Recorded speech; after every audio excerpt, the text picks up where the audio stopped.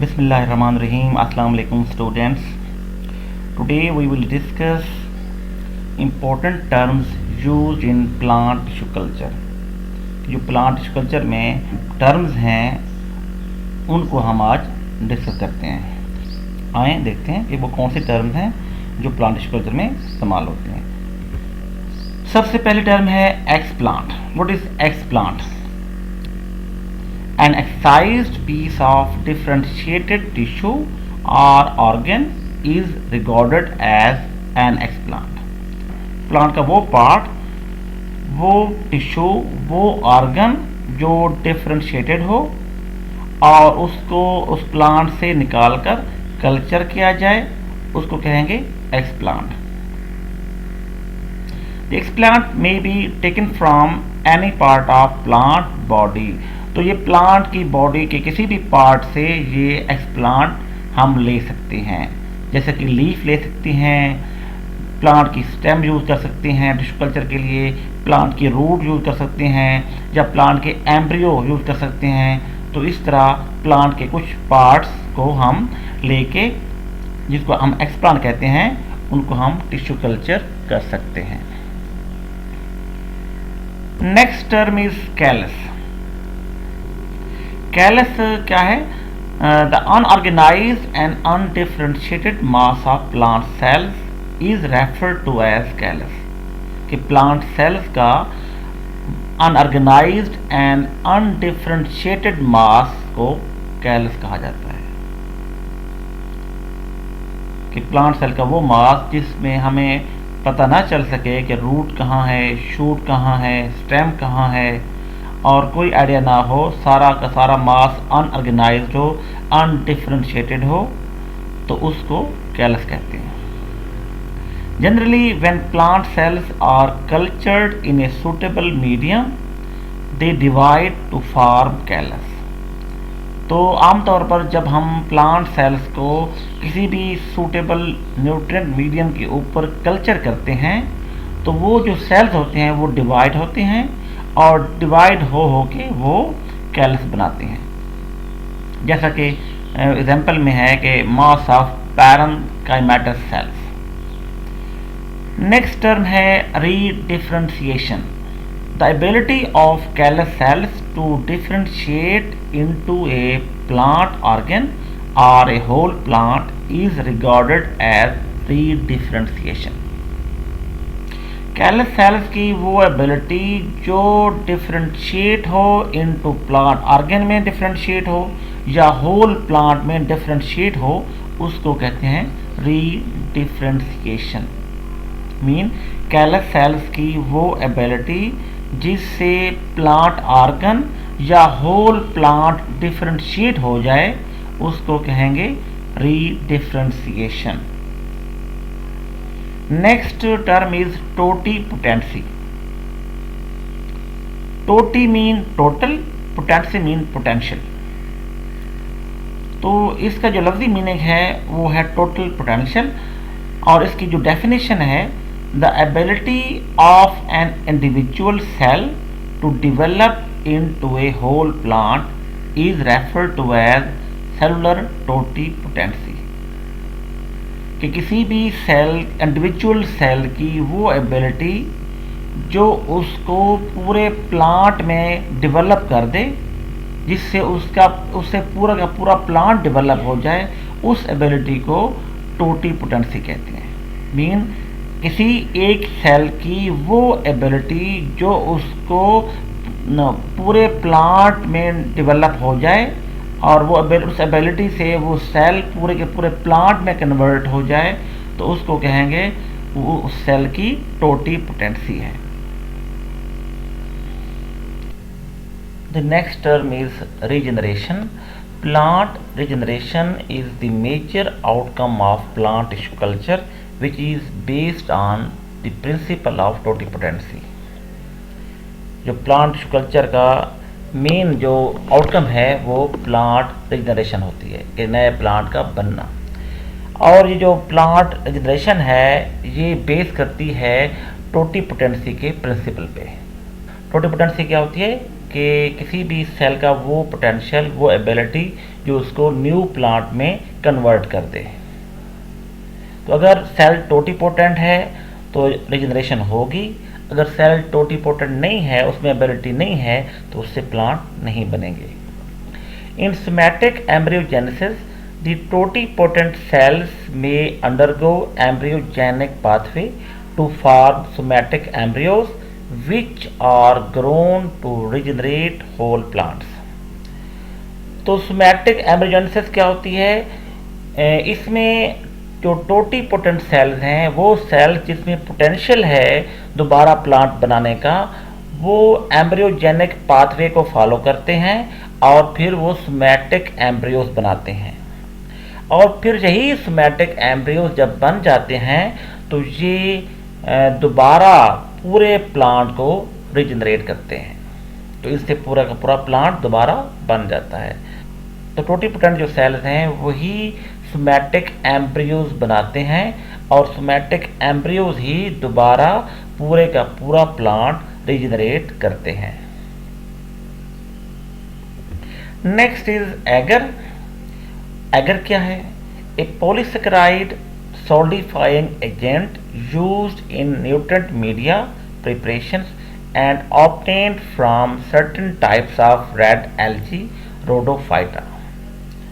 तो ये क्या है कि ये पॉलीसेकेराइड है और ये सोल्डिफाइंग चीज़ों को सोल्डिफाई करने के लिए इस्तेमाल होता है। ख़ासकर जो न्यूट्रिएंट मीडिया है उसकी प्रिपरेशन में ये उसको सोल्डिफाई करता है, उस मीडिया को सॉलिड बनाता है, क्योंकि मीडिया लिक्विड में होता है और हमें टिश्यू कल्चर के लिए मीडिया जो है सॉलिड चाहिए। तो एगर डालने से मीडिया सॉलिडिफाई हो जाता है और ये जो एगर है ये रोडोफाइटा एक रेड एल्गी है, उससे ये हमें मिलता है। Both the type of agar and its concentration can affect the growth and appearance of culture explants. कौन सी टाइप का आप एगर यूज़ कर रहे हैं और इसकी कितनी कंसंट्रेशन उस मीडिया में आप यूज़ कर रहे हैं। तो एगर की टाइप और एगर की जो कंसंट्रेशन है, कि दोनों जो एक्सप्लांट है जो आपने कल्चर किया है उसकी ग्रोथ और उसकी अपीयरेंस को अफेक्ट करते हैं। Next is antibiotic. Any chemical और biological agent that harms the growth of microorganisms. तो कोई भी केमिकल या बायोलॉजिकल एजेंट जो माइक्रोब जैसे बैक्टीरिया है, फंजाई है, इनको वो किल करे, इनको ख़त्म कर दे, इनकी ग्रोथ को रोक दे, तो उसको कहते हैं एंटीबायोटिक। और एंटीबायोटिक जो हैं ये प्लांट टिश्यू कल्चर में काफ़ी अहमियत के हामिल हैं। Next is apomixis. एपोमिक्सिस के मीनिंग जो हैं वो है एसेक्सुअल सीड फार्मेशन, कि हमें क्योंकि सीड फार्मेशन जो है हमेशा सेक्सुअल तरीके से होती है, लेकिन इस एपोमिक्सिस में सीड फार्मेशन होगी with asexual method. It is a phenomena in which A plant bypasses the most fundamental aspects of sexual reproduction.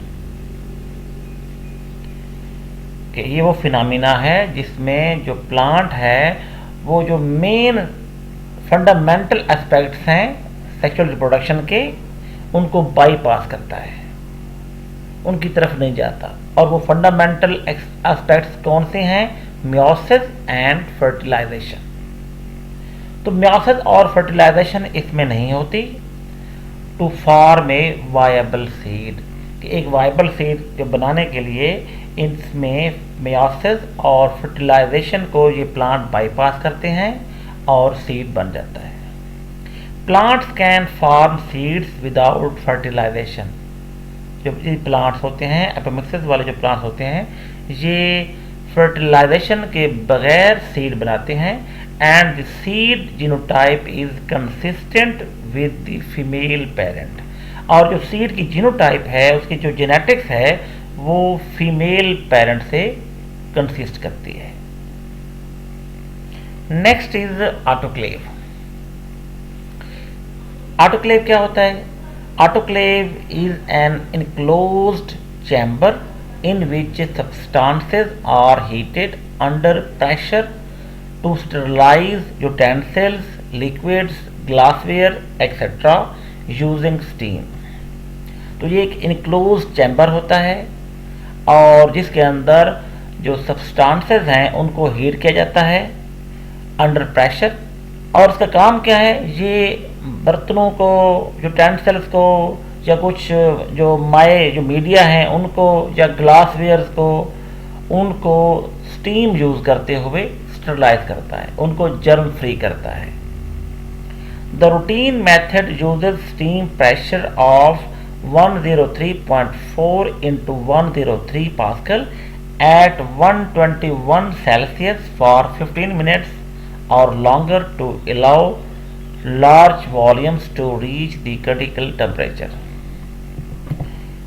इसमें जो रूटीन मेथड है स्टीम प्रेशर का, वो जो स्टीम प्रेशर होता है इसमें वो 103.4 ज़रबे 103 पास्कल होता है और इसका जो टेम्परेचर 121 सेल्सियस होता है और इसका जो टाइमिंग है स्टरलाइज करने की, चलने की, वो 15 मिनट रखी जाती है। तो या बाज़ औक़ात जो टाइम है वो इससे ज़्यादा भी कर दिया जाता है। अगर आपने जो मीडिया की अमाउंट ज़्यादा रखी हुई है अंदर, तो उसको स्टरलाइज करने के लिए टाइम जो है वो ज़्यादा करना पड़ता है। तो टाइम चेंज कर सकते हैं, बाकी जो टेम्परेचर है और उसका जो प्रेशर है वो सेम रहता है। और टाइम भी उस सूरत में हम चेंज करते हैं जब हमने ज़्यादा अमाउंट में मीडिया को स्टरलाइज करना हो, तो तब हम टाइम थोड़ा सा 15 से 20 मिनट कर सकते हैं। इसकी एक और डेफिनेशन भी है, a pressure cooker use to sterilise growth medium and instruments for tissue culture work. कि ये जो ऑटोक्लेव है, ये जस्ट प्रेशर कुकर, जो आपके घर में एक प्रेशर कुकर होता है जिसमें आप खाना बनाते हैं, उसी तरह का होता है। और इसके अंदर हम मीडियम को और इंस्ट्रूमेंट्स को स्टरलाइज करते हैं विद स्टीम। तो आप इस पिक्चर में देख रहे हैं कि एक मॉडर्न ऑटोक्लेव है और एक जस्ट प्रेशर कुकर की तरह ये बना हुआ है चैम्बर। तो ये दोनों जो हैं वो ऑटोक्लेव हैं और ये चीज़ों को स्टरलाइज करने में हेल्प करते हैं। Next is disinfection. What is disinfection? Full elimination of internal micro organisms from a culture. Disinfection का मतलब है कि कल्चर में, जो टिश्यू कल्चर है, उसमें से जो इंटरनल माइक्रो ऑर्गेनिजम्स हैं उनको मुकम्मल तौर पर ख़त्म कर देना, इसको कहते हैं डिसइंफेक्शन। अब आते हैं ब्लीच की तरफ। What is bleach? Bleach is a fluid, powder और अदर वाइटनिंग और cleaning agent, usually with free chlorine ions. Bleach जो आप घरों में इस्तेमाल करते हैं कपड़े धोने के लिए, तो ये वही ब्लीच है। ब्लीच क्या होता है? एक फ्लूइड होता है, या पाउडर होता है, या वाइटनिंग एजेंट होता है, और ये क्लीनिंग के लिए इस्तेमाल होता है और इसमें क्लोरीन आयंस नहीं होते। Commercial bleach contains calcium hypochlorite और sodium hypochlorite and is a common disinfectant used for cleaning working surfaces, tools and plant materials in plant tissue culture and grafting। तो ये जो कमर्शियल ब्लीच होता है इसमें calcium hypochlorite और sodium hypochlorite पाया जाता है। और ये ब्लीच जो है ये कॉमन डिसइंफेक्टेंट है, ये जर्म्स को किल करता है। और इस ब्लीच से हम टिश्यू कल्चर में जो वर्किंग प्लेस है उसको साफ़ करने के लिए, टिश्यू कल्चर में यूज़ होने वाले टूल्स के लिए, या टिश्यू कल्चर में इस्तेमाल होने वाले प्लांट मटेरियल को स्टरलाइज करने के लिए, उसको डिसइंफेक्ट करने के लिए ये ब्लीच इस्तेमाल होता है। और जो ग्राफ्टिंग हम करते हैं उसमें भी ये चीज़ों को स्टरलाइज करने में या डिसइंफेक्टेंट के तौर पर ये ब्लीच इस्तेमाल होता है। Next is clone and cultivar. Clone क्या है? Group of plants genetically identical in which all are derived from one selected individual by vegetative और in vitro propagation without sexual process. वो प्लांट का ग्रुप जो कि जेनेटिकली सेम हो, identical हो, और वो प्लांट्स जो हैं वो सेक्सुअल प्रोसेस के बगैर इन विट्रो मेथड से या वेजिटेटिव मेथड से उनको किसी एक प्लांट से उसको डिराइव किया जाए, उसको बनाया जाए। अब आते हैं कल्टीवर की तरफ। कल्टीवर क्या होता है? A category of plants that are firstly below the level of a subspecies taxonomically and secondly found only in cultivation. तो कल्टीवर दो चीज़ों में मुश्तमिल है। पहली बात यह है कि टेक्सोनोमिकली वो सब स्पीशीज़ के लेवल के बिलो होता है, और सेकेंडली वो सिर्फ और सिर्फ कल्टीवेशन में पाया जाता है, उसको हम कल्टीवेट करते हैं। It is an international term denoting certain cultivated plants that are clearly distinguishable from others by stated characteristics and that retain their distinguishing characters when reproduced under specific conditions। Cultivar जो है ये एक international term है जो कि कुछ खास cultivated plants को दी जाती है, और वो जो प्लांट्स होते हैं वो बिल्कुल दूसरे प्लांट से मुख्तलिफ होते हैं। मीन अगर एक वैरायटी है तो वो दूसरी वैरायटी से मुख्तलिफ होगी, और उसमें जो करैक्टरिस्टिक्स होती हैं और जो मेन कैरेक्टर्स होते हैं वो दूसरे प्लांट से मुख्तलिफ होते हैं, जबकि वो जब हम उसको फील्ड में लगाते हैं तो एक कल्टीवर के जो कैरेक्टर्स हैं वो दूसरे कल्टीवर के कैरेक्टर से मुख्तलिफ होते हैं। इस तरह इस पिक्चर में देखें कि फ्लावर्स के मुख्तलिफ कलर्स हैं, हालांकि ये एक ही फ्लावर है, एक ही मुख्तलिफ कलर आने की वजह से ये कल्टीवर बन जाएंगे। Next is cutting, A detached plant part that under appropriate cultural conditions can regenerate the complete plant without A sexual process.